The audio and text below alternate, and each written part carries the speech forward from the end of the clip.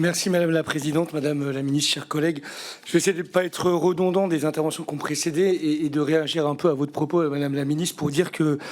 nonobstant les désaccords qu'on peut avoir sur les périmètres retenus pour considérer qu'il y aurait augmentation ou diminution des crédits à la vie associative, je crois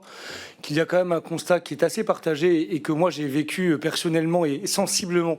en qualité d'adjoint à la vie associative puis de vice-président à la culture de la métropole de Rennes, a constaté une fragilité croissante du monde associatif. Vous avez cité notamment les possibilités réglementaires nouvelles offertes à la possibilité de subventions pluriannuelles qui garantissent la liberté associative. Je crois que c'est malheureusement pas la culture encore des services de l'État, des services instructeurs, des services des collectivités, et qu'on a de plus en plus, au contraire, la croissance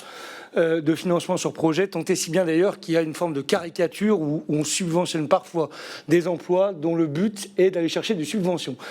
On marche de plus en plus de ce point de vue sur la tête. Et ça a été dit par mon collègue Tavernier précédemment,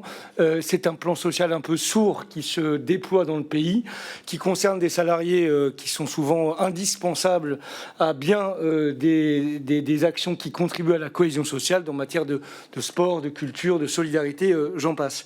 Je ne vais pas être beaucoup épilogué sur les thèmes qui ont déjà été largement